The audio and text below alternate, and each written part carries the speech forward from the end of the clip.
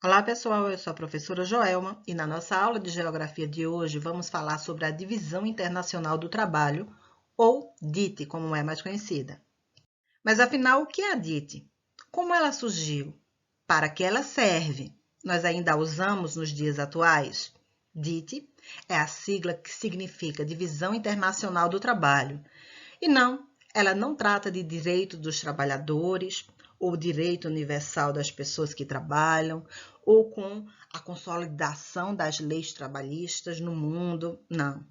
Ela, na verdade, é a forma como o mundo organiza a sua produção, a forma como os países do mundo organizam a produção dos produtos que a população mundial precisa ou querem comprar.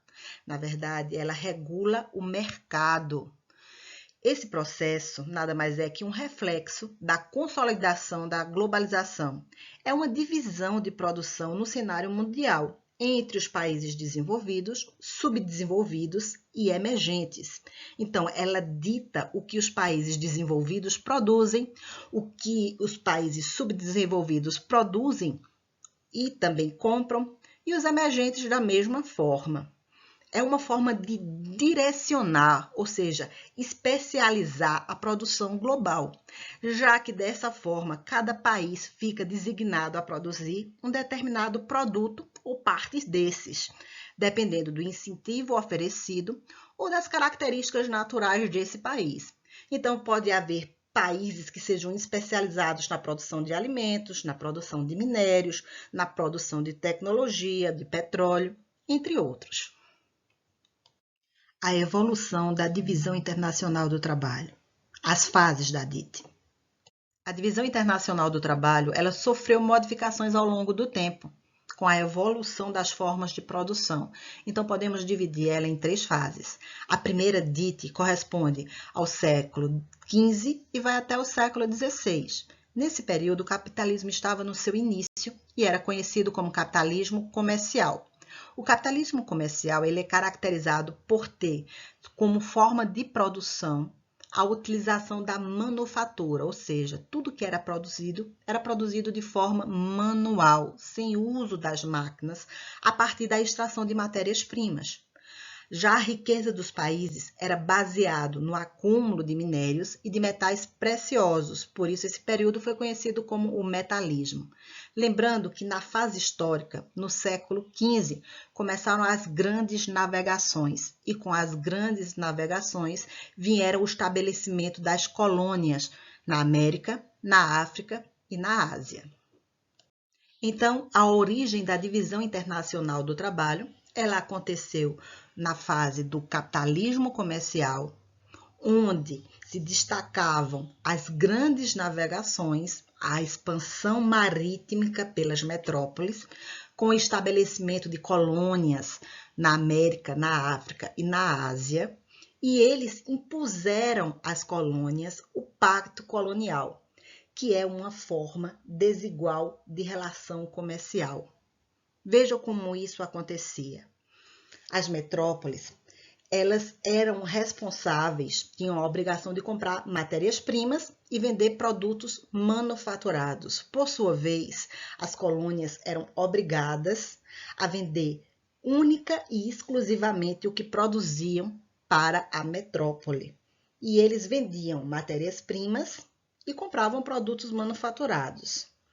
Desta forma, a balança comercial da metrópole sempre era favorável, ou seja, sempre obtinha lucros, uma vez que os produtos manufaturados eram bem mais caros que a matéria-prima. E a metrópole? Bom, já a metrópole, ela sempre tinha prejuízos, porque elas exportavam matérias-primas mais baratas, como algodão, couro, madeira, minérios de ferro, e compravam produtos manufaturados, roupas, calçados, móveis, bebidas, maquinários, etc., com valores muito maiores. Por isso, a balança comercial sempre apresentava déficit, ou seja, prejuízo. Com isso, as metrópoles dominaram economicamente todas as colônias, passando a acumular capital, dinheiro, riqueza, né? E os europeus se beneficiaram do pacto colonial.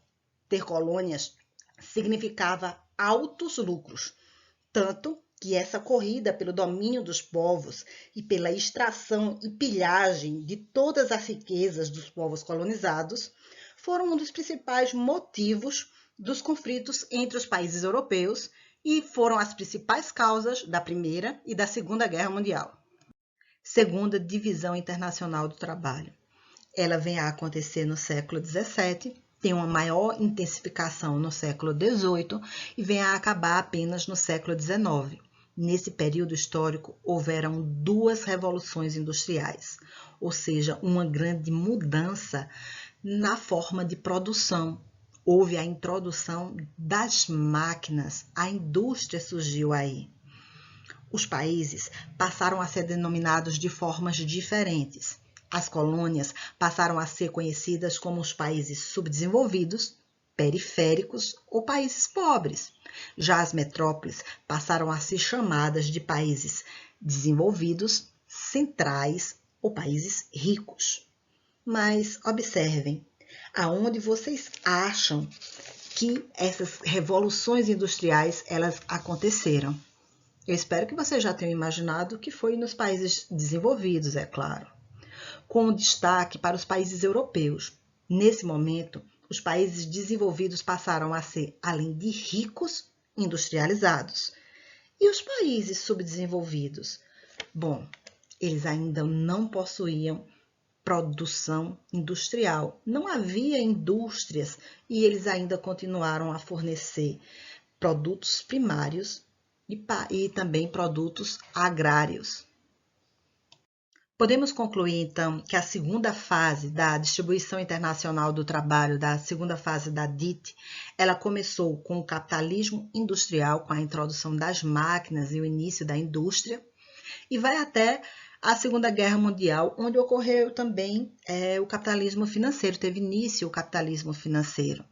Essa consolidação da divisão internacional do trabalho, ela ocorreu da seguinte forma: com a Revolução Industrial, as metrópoles elas se industrializaram e passaram a fornecer aos países subdesenvolvidos, às antigas colônias, produtos industrializados. Porém, essa revolução industrial ainda não havia chegado às antigas colônias, aos países, no caso, subdesenvolvidos. E eles continuavam a fornecer apenas produtos primários, agrícolas, minerais e fósseis, como é o caso do petróleo. Então, a balança comercial ainda não estava igual para ambos os países. Os países desenvolvidos, as antigas metrópoles, elas continuavam a ter lucros muito maiores que os países subdesenvolvidos, as antigas colônias, pois o domínio da tecnologia sempre esteve com os países centrais ou desenvolvidos. Terceira fase da distribuição internacional do trabalho. A terceira fase da distribuição internacional do trabalho também ficou conhecido como Nova DIT. Ele surgiu em meados do século XX, com a grande revolução técnico-científico-informacional, a intensificação da globalização, que veio trazer grandes avanços tecnológicos na comunicação e no transporte, que por sua parte modificou toda a forma de produção e consumo dos produtos, de compra desses produtos. Houve uma intensa desconcentração industrial, com a expansão das empresas transnacionais pelo mundo. Nesta fase, surgiram dois tipos de países subdesenvolvidos: aqueles países que não possuíam nenhuma industrialização e continuavam a fornecer apenas matéria-prima, produtos primários, com agropecuária, extrativismo mineral ou vegetal, e os países subdesenvolvidos que começaram a desenvolver, embora tardiamente, as suas indústrias e passaram a produzir produtos industrializados, porém dominando apenas as tecnologias clássicas ou antigas, que atraíam as multinacionais para se implantarem as suas filiais nos seus territórios através de incentivos fiscais, incentivos locacionais. O grande avanço nas comunicações e nos meios de transporte fez com que as fábricas pudessem ser colocadas em qualquer lugar do mundo. e buscando obter um lucro maior com a diminuição dos custos de produção, as empresas transnacionais foram atraídas para os países subdesenvolvidos, porque neles elas iam encontrar uma proximidade com a matéria-prima, mão de obra abundante e com salários mais baixos, uma proximidade com o mercado consumidor, porque quem comprava os produtos industrializados eram aqueles países subdesenvolvidos, isso diminuiria os custos com o transporte, além de receberem dos governos dos países subdesenvolvidos incentivos fiscais em forma de doação de terreno, oferta de infraestrutura para a localização das fábricas, redução dos impostos, entre outros fatores. Além disso, nos países subdesenvolvidos, as leis trabalhistas e ambientais costumam ser brandas ou inexistentes, ou quando elas existem, não há uma grande fiscalização. Agora, os países subdesenvolvidos também poderiam ser industrializados. Eles ainda produzem matéria-prima, produtos agrícolas, mas tem também a indústria que vendem para o mundo todo. E aí? Os países ricos deixaram de ter indústria? Não, gente. Eles têm grandes indústrias lá, mas as fábricas e montadoras, geralmente, eles estão nos países subdesenvolvidos por terem um custo de produção menor. E eles passaram a ter dinheiro ou terem grandes lucros, na verdade, vendendo a tecnologia, criando tecnologia. High-tech, aquela tecnologia de ponta, que está ligado à biotecnologia, aos computadores, aos satélites, à aviação, aos medicamentos, máquinas, entre outros. A tecnologia sempre vai ser mais cara, certo? Além disso, eles fazem grandes envios de empréstimos e investimentos, até mesmo investimentos para os países mais pobres, cobrando altos juros desse dinheiro. São exemplos desses países desenvolvidos os Estados Unidos, a França, o Japão, a Alemanha, enquanto que são exemplos de países subdesenvolvidos industrializados, o Brasil, a Índia, a África do Sul, que são países emergentes.